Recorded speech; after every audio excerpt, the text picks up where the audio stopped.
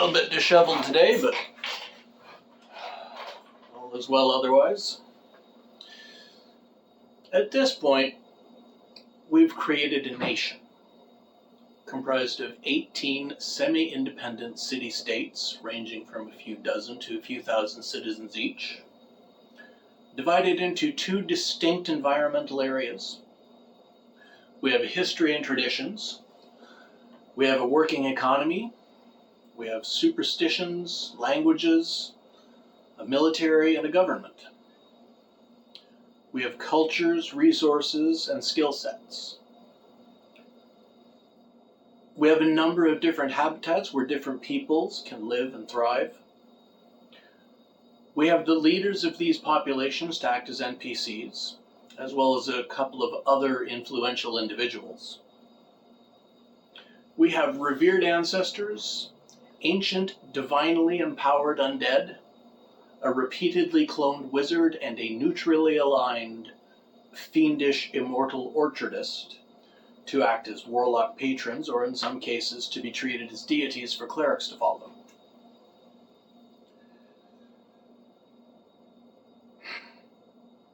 We have a number of different races and species, including some mixed-blood individuals and 3 new subraces that can be used as PCs. We have mysterious, unexplored watery depths, both above ground and below it. We have new creatures to use as mounts, complete with stat blocks. We even have a rather odd tradition of monks with their own peculiarities. I think we're about ready to introduce player characters at this point.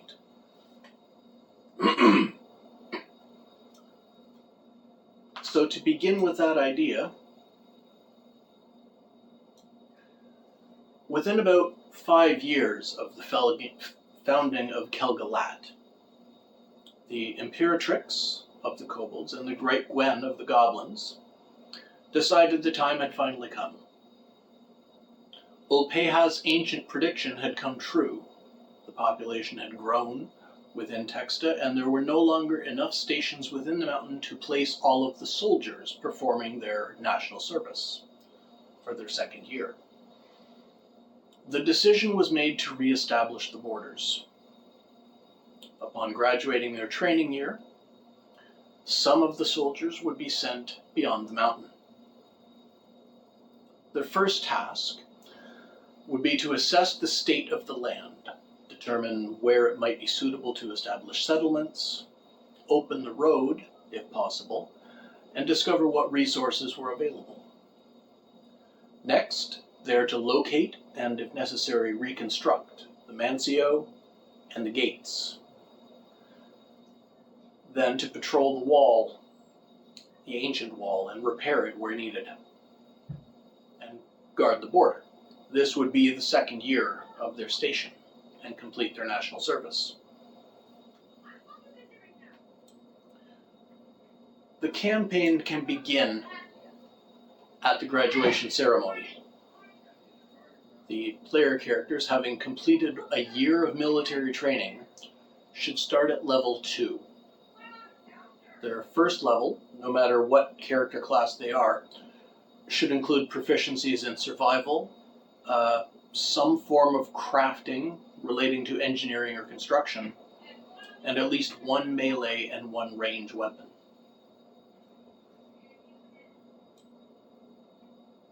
Player characters can be of any small folk race, but keep in mind most of the population, no matter what race they are, even if they're mixed blood, consider themselves, and are considered by others,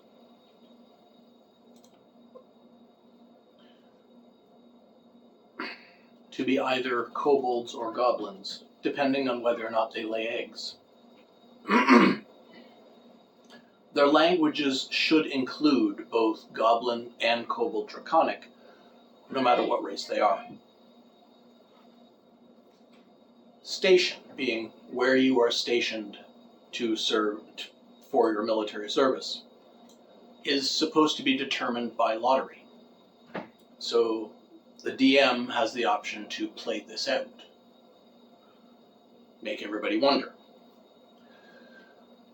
Whether the player characters know each other or not doesn't matter. By apparent lottery, they're all placed together and stationed to reconnaissance. They're going to be sent out to explore the lands between the mountain and the wall and reestablish the borders. And one of the Mancio and its gate. They should be provisioned well for the journey, and perhaps the local Gwen or Regina of their hometown or their family could give each one of them a special gift. Like, if you're from Udescia Ford on the water, you might be given a cutlass, or a deck gun, or a pistol. If you're from Hirkusted, where the goat ranch is, you might be given a goat. Their immediate commander, who will of course stay behind, should give the party a speaking stone, so they can report back with their progress at the end of every day, report any emergencies, and receive any additional orders. The distance from the ancient graveyard at the base of the mountain to any of the Mancio was originally 3 days hard march. It being several centuries of unchecked wilderness growth, since that was measured, I'd suggest it be 1 week of travel rather than 3 days. It's probable, likely in fact, that the party will encounter some hostile wildlife, maybe a wandering monster of some kind, on their path. Whatever it is, it will likely be enhanced in some way by proximity to the mountain. And any wilderness environment is possible. There could be scrublands, grasslands, dense undergrowth, forests, swamps. Maybe there's a raging river to cross, or a pond or a lake. Whatever animals are likely to inhabit these areas can become an encounter. I would suggest at least 2 or 3 encounters like this to cover a week of travel. So, every other day, basically. Every other day, every couple of days. Maybe a pack of wolves or a mountain lion could attack them in the forest, or maybe there's an alligator in the swamp they have to cross. Or at a river crossing. Either way, somehow they're just a little tougher than normal. Again, from the mountain's influence. They're too close to the mountain, they're going to get some kind of magic on them. The leaders in Texta will have some idea of what lies to the north, at least within the last 5 years. So don't send them there. Go somewhere that hasn't been seen in centuries. Due West was only crossed like 30 years ago. So you might not want to go there. That's within living memory. The other 6 directions, because there's 8 gates, the other 6 haven't been seen in hundreds of years. So nobody knows what might be there. You, as the DM, get to make that up entirely. Both what they find along the way and what they see in the distance past the gate.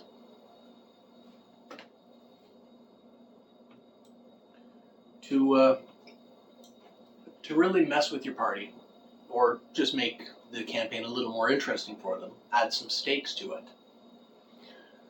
Maybe when they get within view of the wall and the Mancio, they find an unexpected settlement. Sticking with the theme of Texta overall, let's say it's a group of refugees. Small folk, let's say halflings this time. They're just trying to find a safe place to settle since they were driven out of their previous homes by orc raiders who may or may not still be chasing them. Of course, halflings from the outside world aren't very likely to be able to speak Goblin or Draconic, so the party will have to find a way to communicate with them. Being from Texta and being the way that they organize their government, the party will likely, their first course will likely to be entreat themselves to the oldest woman present among the newcomers. She should be the one in charge by the way that they were raised. This could cause all kinds of confusion. No matter who's in charge of the place, they're going to talk to the elder. Now remember, these are disciplined soldiers. Remind your party of this. Remind your players of this. These are disciplined soldiers. They don't care about race, language, anything. They're going to follow their laws, their traditions, and any regulations that the military has to the best of their ability. Working with that, a soldier's first job, their order of first priority, is to protect the people. That's written into their regulations. That is their first order, their first job. Number one, you protect civilians above all else. Granted, these newcomers, these foreigners who've come into the lands to settle, they might feel a little bit threatened by a group of armed and armored kobolds and goblins approaching them openly. So that could be fun.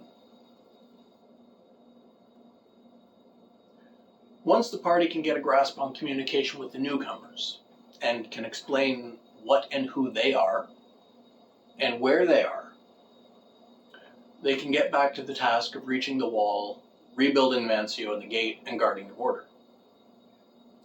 This is where having construction skills comes into play. Whichever direction they're sent in, they'll find the Mancio in terrible repair, starting to fall apart, a lot of damage. It's going to need to be fixed. The gate's rotten and falling off its hinges needs to be replaced. The wall nearby is damaged and needs repair. They can find out that the wall is damaged because the halflings have been taking stones out of it to build their houses. They didn't know what it was.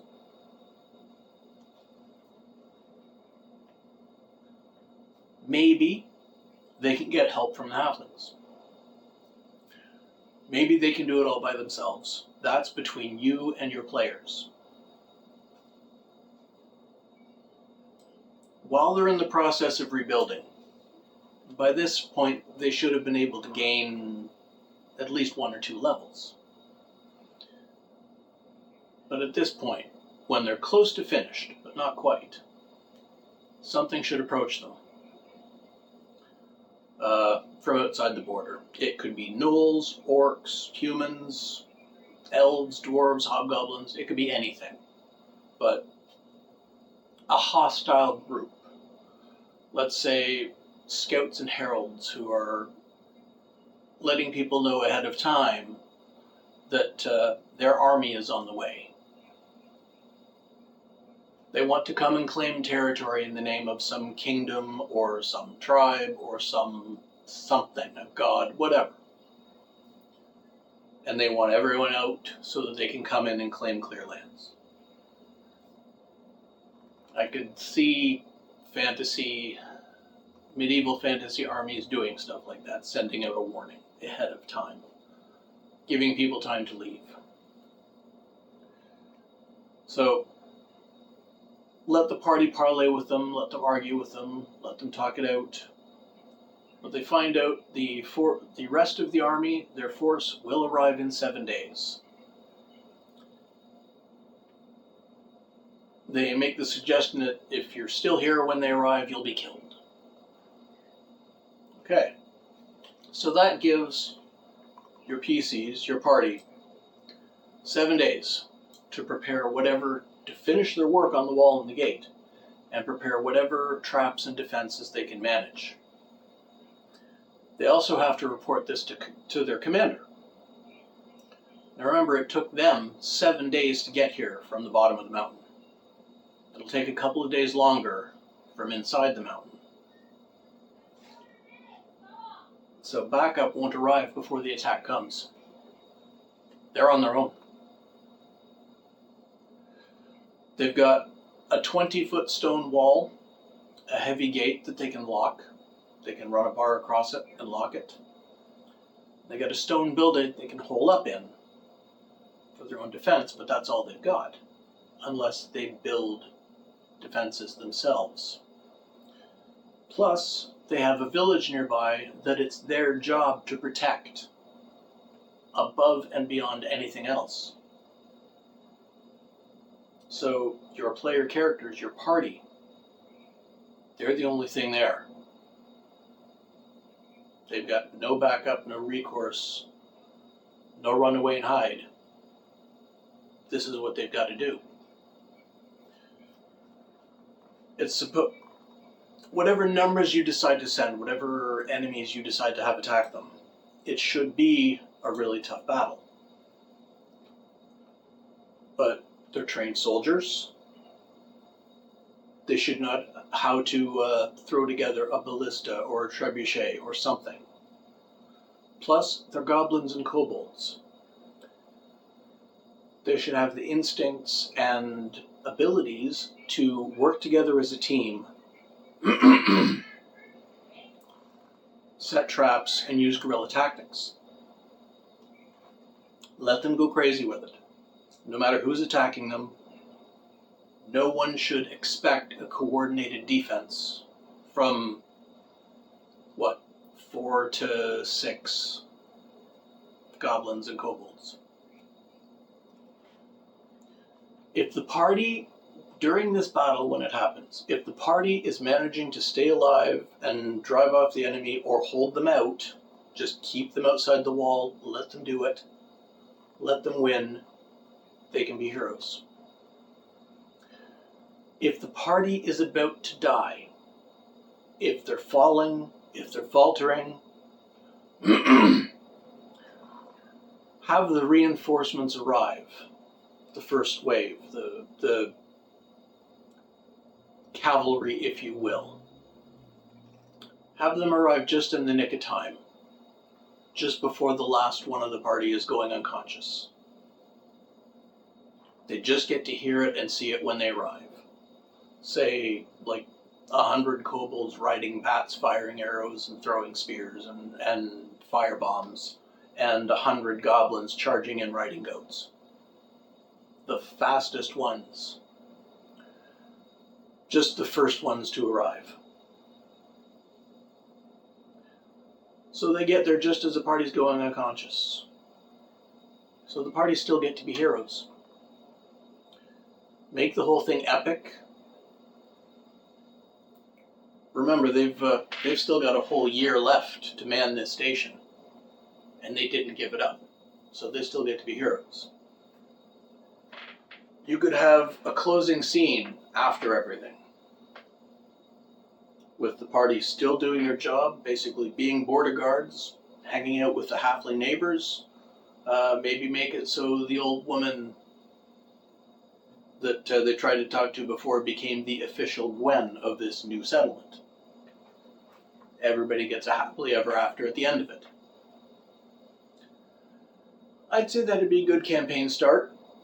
A good first few sessions for a short campaign. Or you could make it longer after that.